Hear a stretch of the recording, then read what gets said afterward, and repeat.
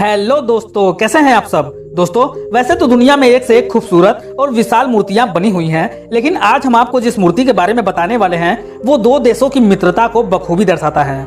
हालांकि विश्व में इससे भी ऊंचे बहुत से स्टेच्यू बने हुए हैं, लेकिन जो प्रसिद्धि इस स्टेच्यू को मिली है वह प्रसिद्धि किसी दूसरे स्टेच्यू को नहीं मिली। हम बात कर रहे हैं अमेरिका के सबसे बड़े स्टेच्यू ऑफ लिबर्टी की। आज हम आपको स्टेच्यू ऑफ लिबर्टी के बारे में कई मजेदार फैक्ट बताने वाले हैं, तो जानने के लिए वीडियो पूरी जरूर देखिएगा। Number 1, statue of liberty America के न्यूयॉर्क शहर के मैनहट्टन में लिबर्टी नामक आइसलैंड पर स्थित है। असल में इस आइसलैंड का नाम बेडलोई आइसलैंड था, लेकिन 1956 में इसका नाम बदलकर लिबर्टी आइसलैंड कर दिया गया। नंबर 2, क्या आप जानते हैं स्टेच्यू ऑफ लिबर्टी अमेरिका में नहीं बल्कि फ्रांस में बनाई गई थी, जिसे फ्रांस के लोगों ने अमेरिका को उपहार के तौर पर 1886 में दिया था। हालांकि स्टेच्यू ऑफ लिबर्टी का निर्माण फ्रांस और अमेरिका दोनों देशों ने साथ मिलकर किया था, जिसमें अमेरिकी लोगों ने इस स्टेच्यू का बेस न्यूयॉर्क में बनाया और फ्रांसीसी लोगों ने इस पूरे स्टेच्यू को बनाया था। यह स्टेच्यू दोनों देशों के मित्रता का प्रतीक है। नंबर 3, फ्रांस से अमेरिका लाने के लिए इस स्टेच्यू को पूरे 350 टुकड़ों में बांटा गया था और इन सभी टुकड़ों को 214 बॉक्स में पैक करके फ्रांसीसी युद्धपोत आइसेर द्वारा न्यूयॉर्क पोर्ट पर लाया गया था, जिसके बाद इस स्टेच्यू के टुकड़ों को फिर से जोड़ने में 4 महीने का समय लगा था। नंबर 4, इस स्टेच्यू के ताज से जो 7 किले निकली हुई हैं, वो संसार के 7 महाद्वीपों को रिप्रेजेंट करती हैं। और अगर आप इसके सिर तक जाना चाहें तो स्टेच्यू के भीतर उसके सिर तक पहुंचने का रास्ता भी बनाया गया है। स्टेच्यू के भीतर ताज तक जाने के लिए 354 घुमावदार सीढ़ियां बनी हुई हैं और इसके ताज में बाहर की ओर देखने के लिए 25 खिड़कियां भी हैं। नंबर 5, क्या आप जानते हैं स्टेच्यू के लेफ्ट हैंड में 23 फीट 7 इंच लंबी और 13 फीट 7 इंच चौड़ी एक नोटबुक है, जिस पर रोमन में जुलाई IVMDCCLXXVI लिखा हुआ है। यह लिखावट 4 जुलाई 1776 को रिप्रेजेंट करता है, जो कि इसी तारीख को अमेरिका आजाद हुआ था।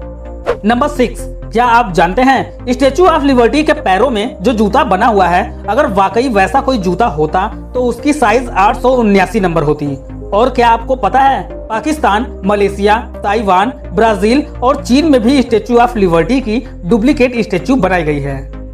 नंबर 7, 1982 में ये बात पता चली थी कि स्टेच्यू ऑफ लिबर्टी का चेहरा सेंटर से 2 फीट पीछे हटकर स्थापित किया गया है और जब हवा 80 किमी पर आवर की स्पीड से चलती है तब यह स्टेच्यू 3 इंच तक और इसकी मसाल 5 इंच तक हिलने लगती है। नंबर 8, आपको शायद ही पता हो स्टेच्यू ऑफ लिबर्टी का पूरा नाम लिबर्टी इनलाइटनिंग द वर्ल्ड है। और क्या आप जानते हैं स्टेच्यू ऑफ लिबर्टी को बनने में लगभग 9 साल से भी ज्यादा समय लगा था और जिस समय यह स्टेच्यू बनकर खड़ी हुई थी उस समय यह लोहे की बनी सबसे ऊंची स्टेच्यू थी। नंबर 9, इस स्टेच्यू की 2 फोटो अमेरिका में छपी हुई है, एक $10 के नोट पर और दूसरी डाक टिकट पर। लेकिन आपको जानकर हैरानी होगी कि डाक टिकट पर छपी फोटो न्यूयॉर्क वाली असली स्टेच्यू की नहीं बल्कि लास वेगास में बनी डुप्लीकेट स्टेच्यू की है। नंबर 10, 1980 के आसपास यह पूरा का पूरा स्टेच्यू एक बिजली पैदा करने वाला ढांचा बन गया था, जो कि मेटल से बने होने के कारण ये नमक और पानी के कांटेक्ट में आने से एक बड़ी बैटरी की तरह काम करता था। नंबर 11, अगर इस स्टेच्यू की ऊंचाई की बात करें तो जमीन से स्टेच्यू के टॉस तक की ऊंचाई 305 फीट 6 इंच है और यदि स्टेच्यू के बेस पॉइंट से स्टेच्यू के हेड तक की बात करें तो इसकी कुल ऊंचाई 111 फीट 6 इंच है। और यदि इसके वजन की बात की जाए तो स्टेच्यू ऑफ लिबर्टी का कुल वजन 225 टन का है। नंबर 12, स्टेच्यू ऑफ लिबर्टी की पूरी स्टेच्यू लोहे की बनी हुई है और बाहर से इस पर कुछ मोटाई की तांबे की परत चढ़ी हुई है। और क्या आप जानते हैं 1986 में मरम्मत के दौरान नई मसाल को 24 कैरेट सोने की पतली चादर से सावधानी पूर्वक घेरा गया था। नंबर 13, स्टेच्यू ऑफ लिबर्टी पर हर साल लगभग 300 बार बिजली गिरती है। यदि इस पावर को इकट्ठा किया जाए तो यह 600 वोल्ट तक बन सकती है। इस पर बिजली गिरते हुए पहला फोटो 2010 में खींचा गया था। और क्या आप जानते हैं अभी तक 2 लोगों ने इस स्टेच्यू से कूदकर सुसाइड भी की है, एक 1929 में और एक 1932 में। इसके अलावा इस स्टेच्यू से कूदने वाले सभी लोग बच गए।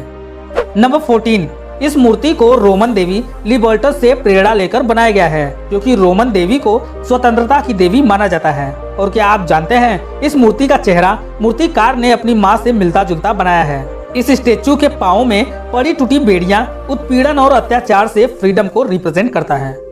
नंबर 15, जब शुरुआत में स्टेचू ऑफ लिबर्टी बनकर तैयार हुई थी तब यह हल्के भूरे रंग की थी, लेकिन 30 साल बाद ऑक्सीडेशन की वजह से यह धीरे धीरे हरे रंग में बदल गई।